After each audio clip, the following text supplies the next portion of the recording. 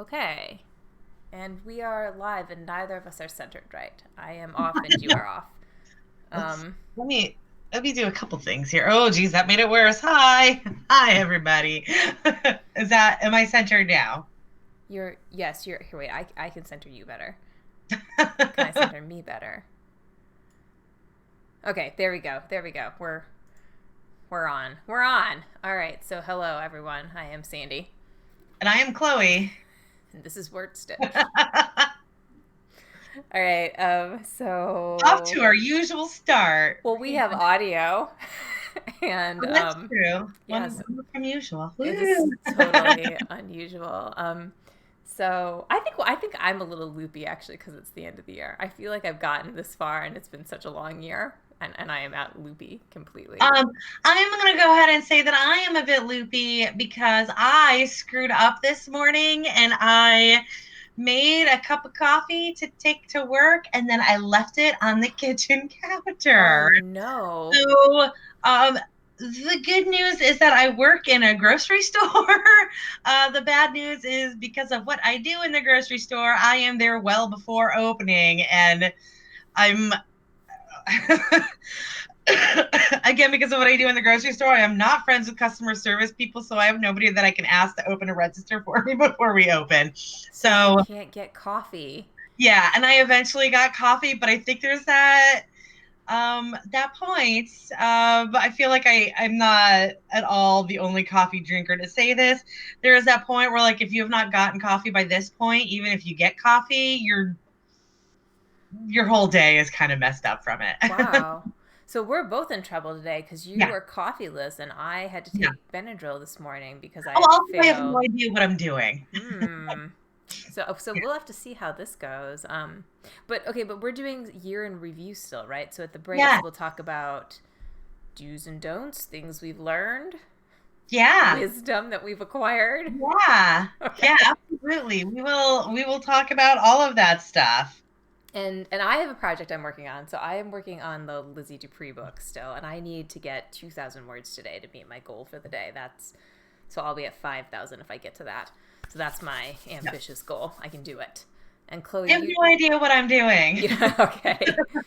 Um, I'm not gonna lie, I might just end up reading a book on our breaks because I gotta get this book finished and then maybe I will have my bearings set.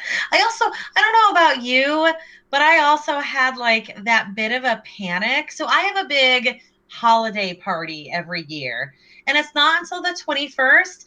But yesterday I was like looking at my timeline and realized that I have a run out of time for this party because of everything else that is going on. So thankfully I don't have a holiday crush in November when Nano is going on. But like right now I'm absolutely feeling that holiday crush. Well, it's a short holiday too, right? So like we're in yeah, like I got to do all my Yeah. Christmas shopping this week because I'm Yeah. going home this weekend to Michigan and that's and presents will be needed. So, Yeah.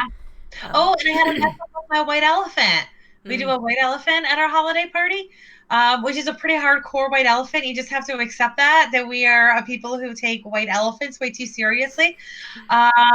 And I ordered the gift over a month ago, but it had like a really late delivery date on it. oh But that no. delivery date was the 4th. It hasn't arrived yet.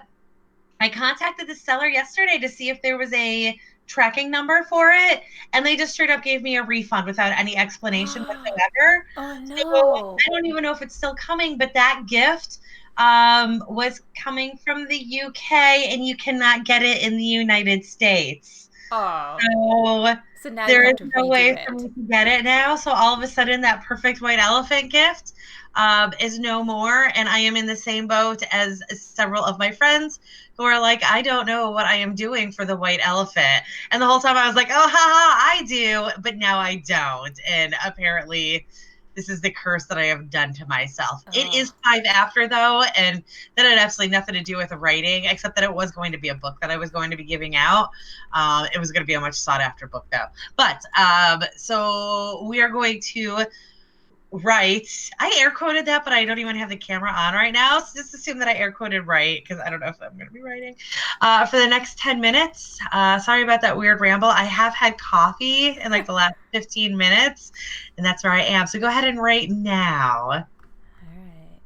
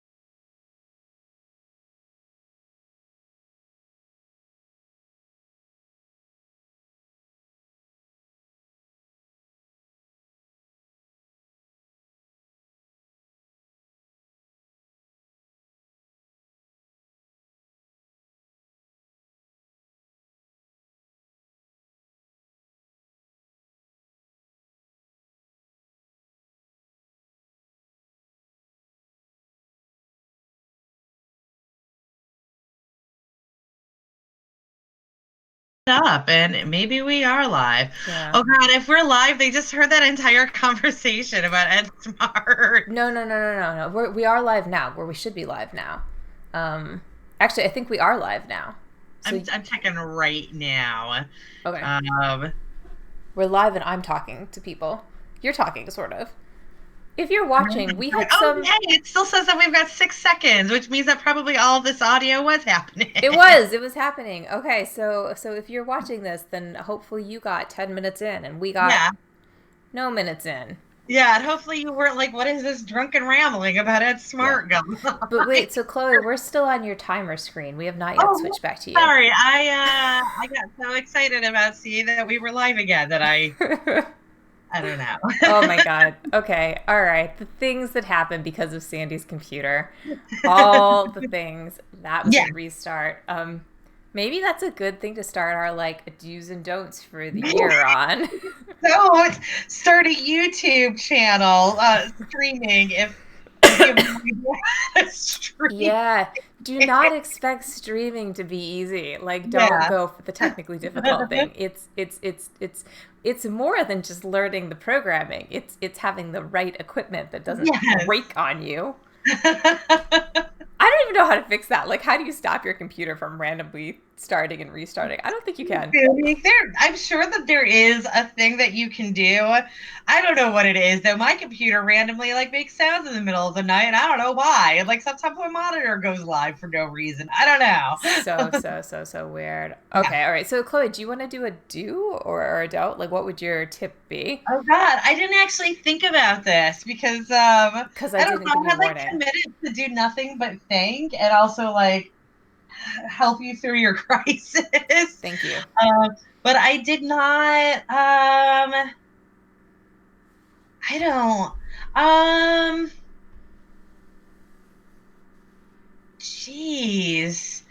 I don't know. Do you have one that you want to start on? Okay, so think about this because I did not. Yeah, I have been. Okay, so here's my first one. It's research the market before you start writing your first book. And specifically, so I found tools like Klytics to be extremely helpful. So if you're not familiar with Klytics, it's a like market research tool for writers, and basically they like analyze all of the categories that you can sell books in, and like do a huge analysis every month of what is and is not selling. So that was a huge mistake for me. Like when I first started my like romance pen name at the beginning of the year, I thought that romance was just popular. Like, oh, I could just write romance and like that would be enough to market. No, no, no, no, no. When they say to market, they don't mean write romance or write sci-fi. They mean write paranormal angel romance set in a particular time period. And that's really different. But you can get that research from K-Linux. So I think that's like enormous for the beginning. So that's my first do.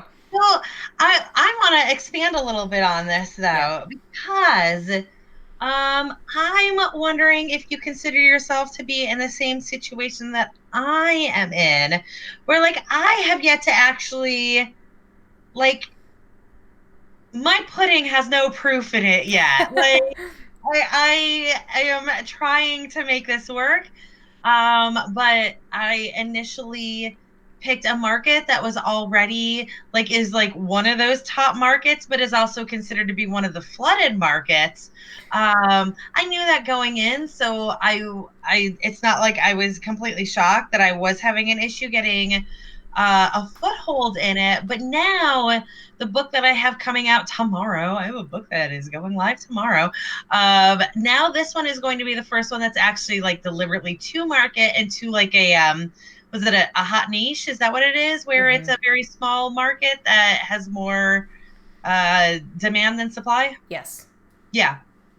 Well, so a medium-sized market that has significantly more demand than supply. Yeah. Yeah. So to that end, like, am I correct in saying that you are also in that situation? We have yet to actually have proof that K-Linux works, which is not discounting K-Linux, but I mean, neither of us really have proof in terms of sales, right? But certainly like in terms of how easy it is even just to get like attention to a book. So like like my first books were pretty squarely like contemporary romance, maybe chick lit. So like I didn't pick anything niche. I picked competitive mainstream, meaning like everybody wants these books, but everybody is writing them. So like your competition is enormous. The market is already flooded, and to make a name for yourself, like you're competing with Nora Roberts. Right. But and so those books, like my first novella there, He Made Pasta. So I put that out in like January 30th or something like that. And I want to say that right now in the year I have maybe 11 reviews on Amazon, and I think I have 2 on Goodreads. And like, which is weird, but that's okay. It is weird, right? And I think I have like 6 ratings. It's low. Like my Goodreads stuff is lower than my Amazon, and my Amazon is only like 11, and that is like basically an entire year's worth of work. And that book like is followed by 2 books in like a series. So like the second book, I mean, is a don't for me, but I'll talk about that later. And the third book did like slightly better right away, but I already had subscribers, and it's still, I think I maxed out at like 11, no, maybe 10 Amazon reviews when I launched that. And I launched that in like September. But the Angel book that I just launched, which is specifically to a niche market, and not just one, like I targeted it more than one and like put it into like multiple Amazon categories. So I picked like as many niche categories as possible and tried to write the book to that. So that one, I already have 7 reviews on Amazon and 15 ratings on Goodreads and 13 reviews. So like, and those are ARC readers. They're not even like, they're not people who bought the book. They're just people I was able to get attention from on like sites like Book Sirens, which I couldn't have done with He Made Pasta. So, I mean, it's not sales proof, but yeah, I think that's a pretty significant difference. I accept that answer. And I usually, like, I'm always looking up, like, both of our data, right? So I figured, like, okay, so if Chloe wrote something in a really hot mainstream area, I'm clearly not going to be able to compete in that area. I got to go nicher. That is not true. That is exactly how my calculus goes. Like, oh, damn, if those shifters aren't working for her, then there's no way they're going to work for me. So I gotta find a better category here. Where's the big money at? Right. But okay, so I mean neither of us have done the niche market with like, 4 pre-orders set up at a time. So this is my angel experiment, and your holiday experiment is sort of the very first time that we've tried that. Oh, yes. So we'll have to see how that turns out. That's okay, so that was a whole like 10 minute of do Yeah. right there. And now we can try the writing thing one more time. Yes, we are actually going to do it this time. Yeah, Well, Sandy is. I Again, am. I still have no idea what I'm doing I'm gonna put today. in a prompt. I'm gonna make this prompt. In all fairness, I did like get a book out in 40 days, it turned out to be. So I guess I shouldn't feel bad that I'm struggling to like figure out what I'm doing today. Oh no, you really shouldn't. Yeah, Yeah. you wrote like 70,000 words in November. I did. I did. Okay. So the next one is going to be for 25 minutes, which is going to put us at about 10 of. We will do our best to not drop connection. I have no idea what happened to you guys I don't when that either. happened. I know that our stream did not end, but But God where did we go? did. Where did we go? Okay. So we're gonna start now, and we'll see you guys in 25 minutes.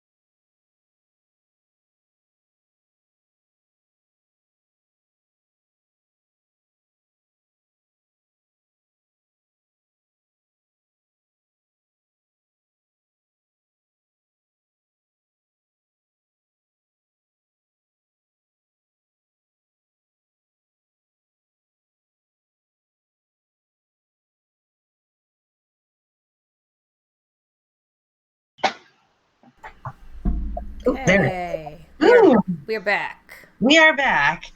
Really quickly, Sandy, unrelated to anybody listening to this, but I just had a big Fritz scene that was adorable. Wait, who? Who? Fritz. Fritz, the butler. The Oh, right, because you're reading. yeah. Oh, yeah, I love him. I love Fritz. So I just felt like you'd want to know that like Fritz is still doing his thing. I do. I'm Yeah. gonna be really sad if she ever kills him off. Like really No, she sad. could never do that. She can't. We'll be devastated. So Yeah, okay, that'd so be that was decent writing terrible. for me. I got like Good. 421 words, but let's finish like our do's and don'ts and such. Should we? Do we Yeah. have? Okay, so I did the last do. Do you want to do a do or a don't? Yes. Okay. Mine's gonna be a big one that we'll talk for the next 10 minutes about. Perfect. Because I'm sure that you'll have differing opinions than mine based on like what you have done. Ooh.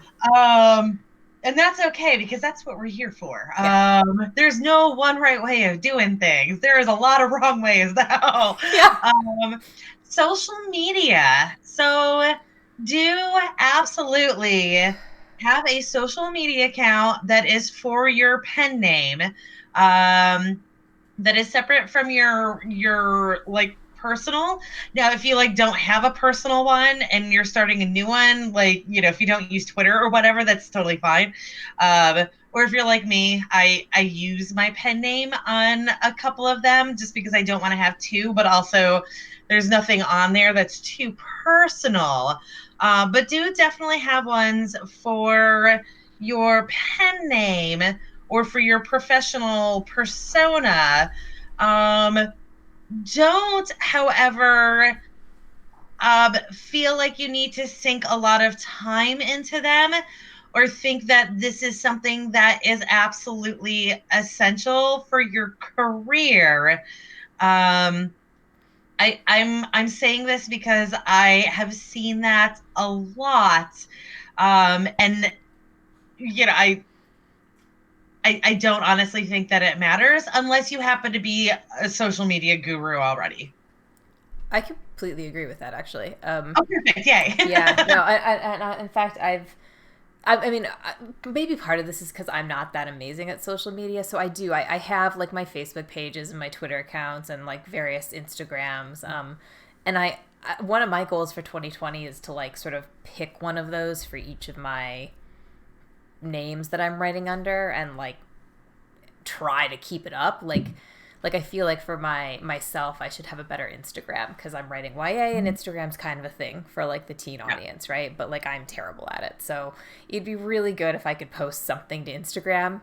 I don't know, once a month, once a week. Yeah. Something to show that I'm breathing. And I think the Facebook pages are great for the romance names because I mean, people do like to know what you're doing. So just even like an update is good for that. But I totally agree that like spending too much time, especially on Twitter, I don't think Twitter helps most people at all. Like maybe if you come to this like with 30,000 followers or something. Exactly. But yeah. Do you know like the rates for that are they're like insane. Like you have to have 1,000 followers or something like that to get like one good hit or one engagement or something like that. And you just, I mean, you can't. So if you don't have it already, don't think that is going to be your ticket in or that is something worth spending a bunch of time on. Yeah. The one thing that is that in this category, so to speak, that I do think, and your website, absolutely make sure you have your website. Yeah. Make sure you buy your domains. Because that's something. So here's the thing is that if you don't buy your domains immediately and then you do manage to hit it big, you're screwed because somebody's going to buy your domain and they're going to sell it to you for thousands of dollars because that's how this whole thing works. Yeah. So buy your domain when you don't have a name. Yeah. So, but the one thing that is on this page, so to speak, that is an absolute essential is your newsletter. Yes, I agree with that.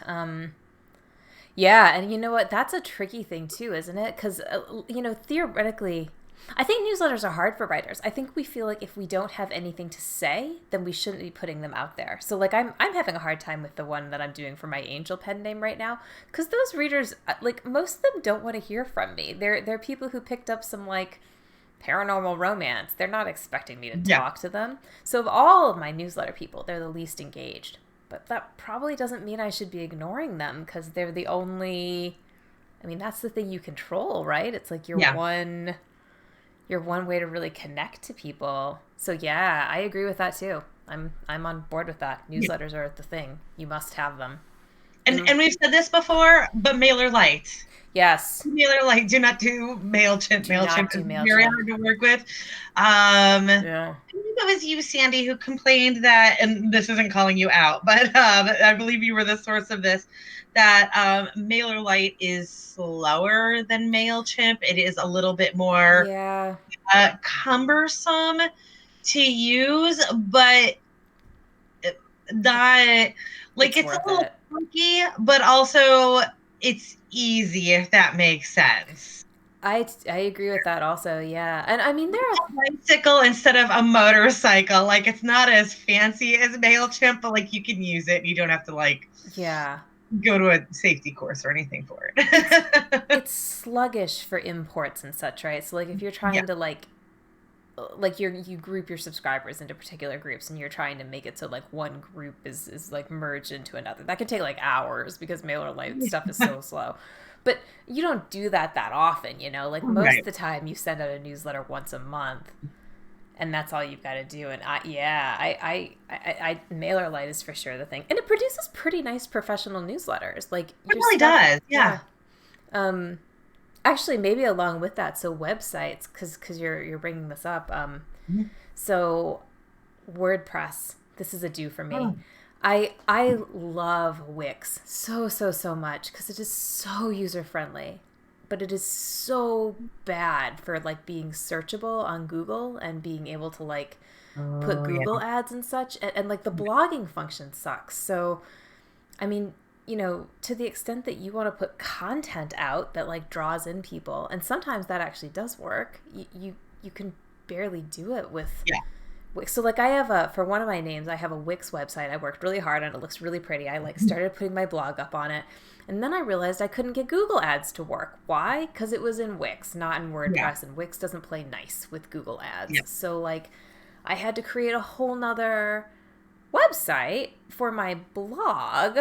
And like now I have two, you know, so now I have like one with WordPress and one with Wix because like switching it over felt like it would take me so long.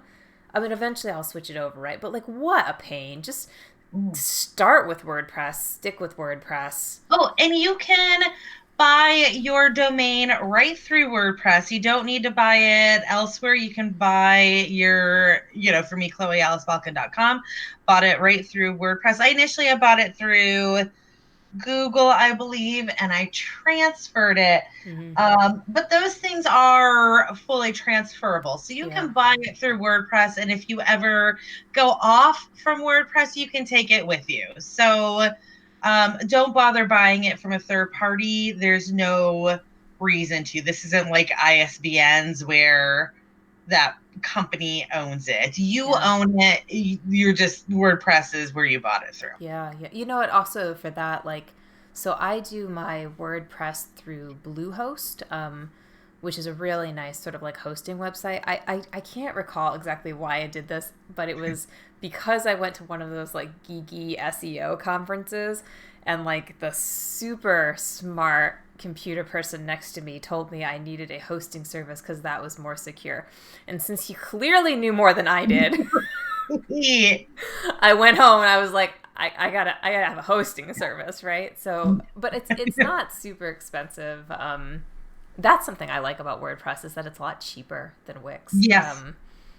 Assuming you're not like buying a bazillion extras, but right. That is the one thing, is that with like WordPress, in order to get like the really nice site, like to get the site that does exactly what you want it to do all the time, it does get really expensive, but like you don't need it to do that.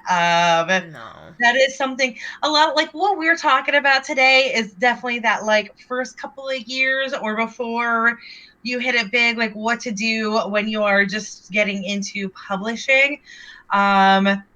one day I will want that fancy site. I will want the dang integrations that I can't get right now. But my site is perfectly like my site is not perfectly fine because my site's a bit of a mess right now, and that's okay. But like the tools that they give me are perfectly adequate. So there's no reason to get that like super crazy business professional whatever account. Oh, we should talk about like the differences between stuff that you can like pay for and stuff that you can get on a shoestring budget I, next time. I wanted to do that probably next week, actually, but it Okay, is let's do 5 it next o'clock week. now on the East Coast. So we are going to do our 30-minute sprint. And then we'll do a little bit more of this do's and don'ts conversation. Okay. So let me switch windows. There we go. Okay. We'll see you guys in 30 minutes.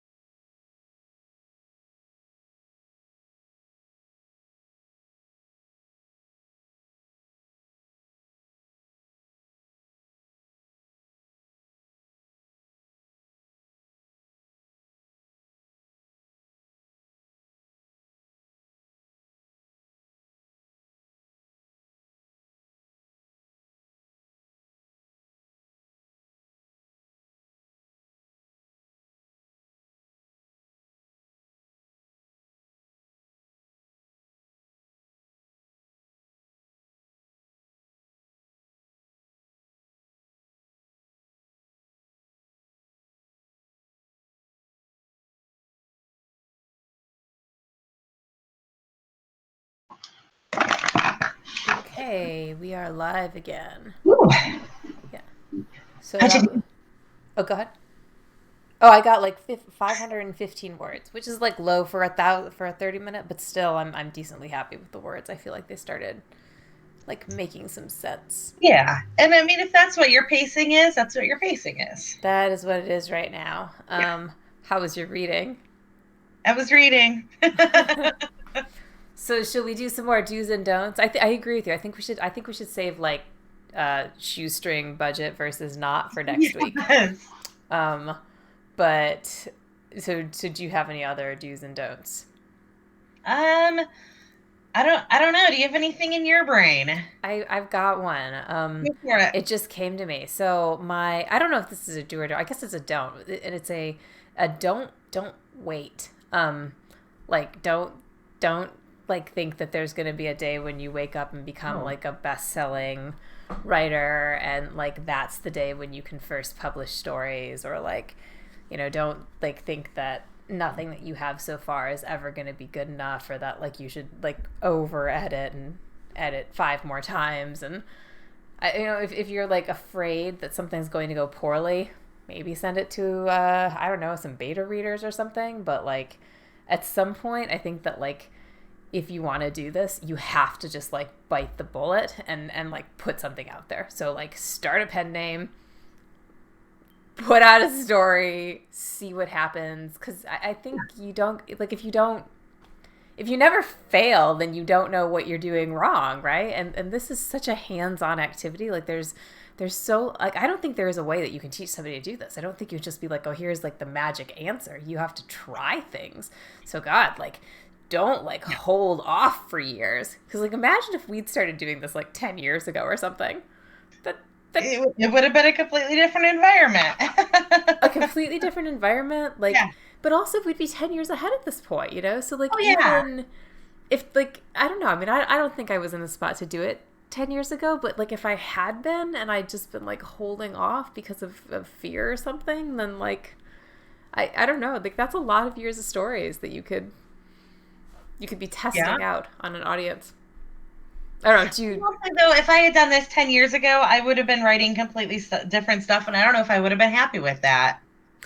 So I agree with this, and my stuff would have been terrible. Like anything that I had to put out 10 years ago would have sucked. But okay, but 4 years ago, I might have been able to do it, Oh yeah. Yeah. and 3 years ago, I might have been able to do it, and at the very least, like I could have started it a year earlier than I did, and I didn't, because I was Yeah. still in that like, well, I need like I was still submitting my stuff to agents. I was still thinking like nothing that I Oh wrote was yeah. good enough. Like maybe if an agent didn't like it, then I should just like revise that one story again. And I was still in that like, oh, I'm gonna have one story, and after that, after I find somebody, that'll be it. Like my writing career will So, be started.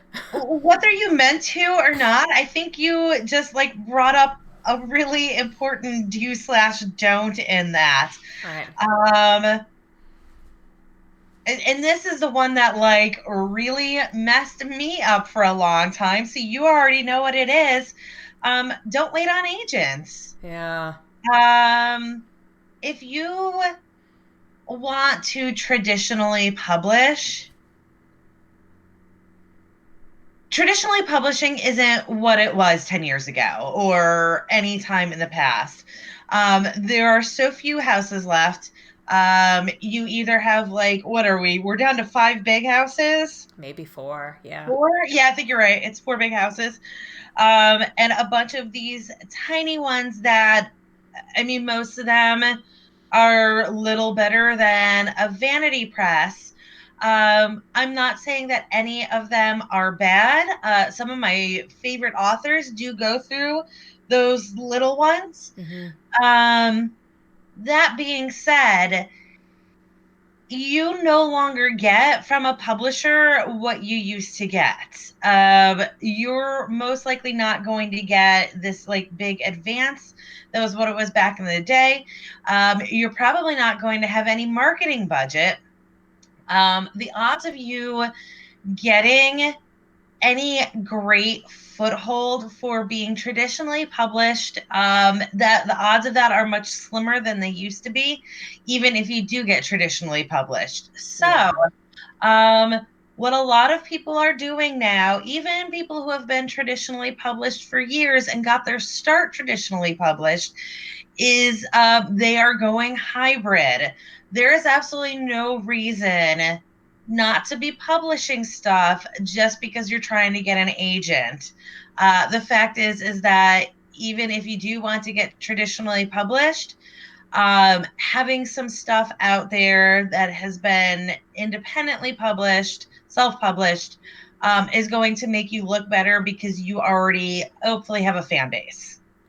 Yeah, I agree with that. Well, It's okay. incredible, like the things that they're looking for now. Like supposedly, some of these publishing houses are actually looking for you to already have your social media and already have your 10,000 followers and all of that. Right. Yeah, it's just not what it used to be, and it's no longer a situation where you write the book and you pass it off and somebody else does all of the work for you, unless Yeah. you hit it big. And once you hit it big, then you can go into a situation like that. But very, very, very few people these days can automatically jump in like that. Yeah. It's like a lotto, right? Like I feel like Yeah. the idea of hitting it big. Well, okay, it's a lotto. It's kind of an unfair lotto because it's a Mhm. lotto that like a lot of people want to enter, right? So there's tons of people Yeah. looking for agents, but like agents aren't looking for every person out there because they're not just looking for like a particular story and a particular genre and a particular niche now. They're also looking for a particular author that they can sell. So like Mhm. it becomes like especially in really competitive fields like YA, which and I think this is a good thing. Like young adult right now, we're looking for own voices. We want people who haven't been published before. That's, Yeah. you know, we want somebody who's biracial and grew up in more than one place and has a, you know, sort of an interesting story to tell that they couldn't have told because Yeah. they didn't have that backing and they don't so they don't necessarily want me, which is fine is the truth, right? Like it's probably how it should be, but it does mean that like if you want to get your stuff out there, you kind of got to take control of it. So it's Yeah. so like it's so on you. And I think even in romance, I think romance is like probably one of the fields where it is still it's not actually very good in terms of things like diverse voices. It should probably be Yeah. better, but like even if you could get a traditional publishing deal in romance, you would still have to be figuring out how to market your own stuff. Yeah. And even if they gave you marketing, right? Because the traditional publishers are failing. Most So, of them don't. Yeah, that's the thing is that like if you look at romance specifically, so romance is like one of the I don't have the actual numbers to know to firmly say that it is the most the highest selling genre, but it's certainly in the top like three highest selling genres. mm-hmm. Um, and probably the second biggest publishing house that's romance specific. Your biggest is probably like Avon, although I know they're an imprint of somebody else now. And then the second one is going to be Harlequin, and Harlequin does nothing for you. You've looked into a lot of this too, haven't you? I don't. I never I looked just into it. happen to be I happen to be in a Harlequin group, a Harlequin Writers group, because I was thinking about submitting to them. And ultimately decided that, like, for what I was going to get out of it, it wasn't even worth it, which again is not to say that you shouldn't pursue it. It just was not, I didn't see it as being a viable option for me. Um, but like you get like I said, like you're not gonna get anything. Like Harlequin puts out so much just to like get any volume at all, that you are totally on your own. You're going to be just one of the thousands of authors that they have. You're not even going to be in a situation where like your first book guarantees your second book. Yeah. um there's not, like, if you think about it, you probably can't name a single Harlequin author because they get no most of them don't get any sort of preferential. Like you might get signed up for a series, of course, and in which case you get that guarantee, like you would anywhere else for a series. But like if you're writing standalones, getting one standalone with them in no way guarantees you're going to get a second standalone with them, even if it does decently. Like you go through the exact same submission process. Yeah. I think today, like, even. Oh, I mean, look, like if Simon and Schuster called me up tomorrow and was like, "Hey, I saw your thing. We'd really like you." I think it'd be really hard to turn that down, right? Yeah. But okay, but the likeliness of that is slim, and I think that for That's also a me, very different scenario. it That's is. not you looking for a publishing house. That's a publishing house looking for you. And yay. Right. Yeah. But I think okay, so I do think that like it's really worthwhile to learn this business on your own too. Cuz I feel like I know a lot of writers who really believe that like a traditional publishing deal is like the holy grail still, and like Yes. once they get it, everything will be fine for them. Like it makes me cringe when I meet a new writer and they're like, "Oh, I'm going to finish my book," and Oh, like yeah. it's my book and Yeah. it's their one book, and their one book is the thing that they're banking on. It makes me cringe Yeah. because I've been there, and like I like you work so hard on this one thing, but like it's not enough, and if you think that that's gonna make your career, then you're really naive. So I Yeah. Also, the stigmatizing of self-publishing. yeah I know this is something that Sandy and I kind of talked about amongst ourselves earlier this week, but the writing community itself is really harsh on, like, the people within the writing community are really harsh on each other. yeah Um, and one of the things that like really gets out of control is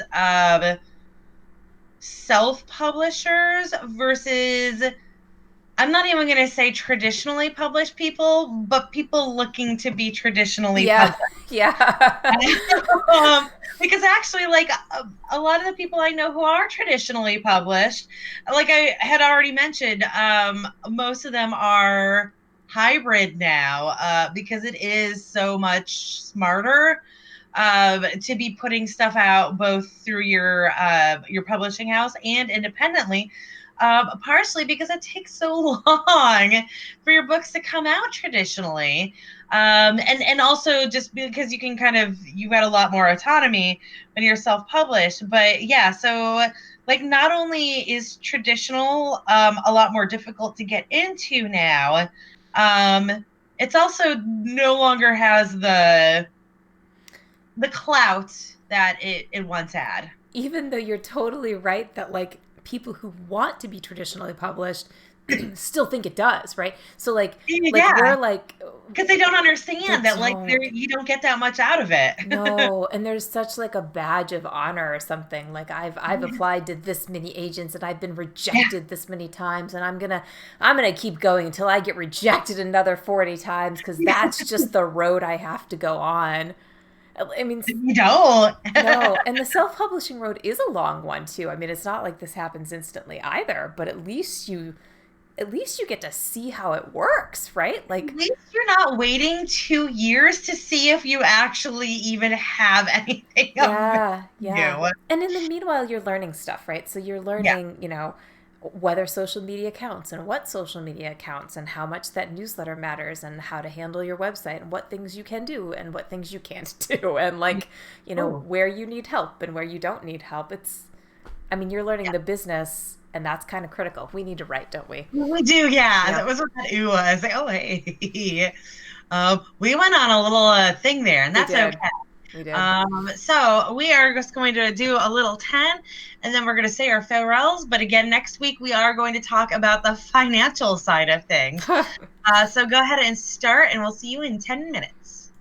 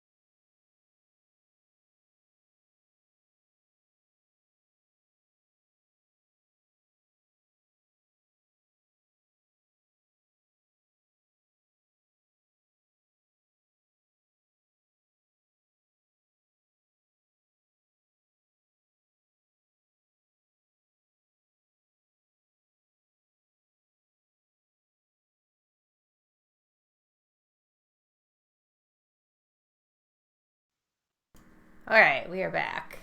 Whew. Yeah, I don't know how many words that was, but I feel like I did okay on that round. So, yeah. So next week we're doing financial do's and don'ts. That'll be fun. I think we actually have very similar opinions about like what things to do sort of substantially, but in terms of finances, we went in very different directions. So right, but at the end of the day, I do think we'll still agree on it. yeah, Then yeah. I'm like, what's worth the money and what is it, depending on what your how much budget. financial burden you can take on. Yeah, yeah. And I think that, one thing that I definitely have learned is that there are ways to do a lot of this really cheap. And a lot of it is like an issue of time or like what you're willing to sacrifice, kind of. Yes. Although, in fairness, I mean, there are things that I was not able to learn how to do. Like, I can't do my own YA covers, and I'm never going to be able to. But you can do almost all of your covers, so... Because I'm doing romance. Yeah. Yeah, but even my romance covers are a little sketchy if they're more complicated than... well, if they're as complicated as what you're doing. But in any case, that's next week, so... Yeah, we'll talk about that next week. And like what to do, there are ways to circumvent that to an extent. So yeah. Yeah. Ooh, I do not have our date right up there. Okay, so our next sprint is the 16th, I think. Yeah. Yes, and I guess that's it for our show. So hopefully this year you got some writing done and enjoyed our rambling. Maybe got some decent advice out of it. Maybe you learned from some of our mistakes, and I think we made some. Yeah. All right, so we say goodbye?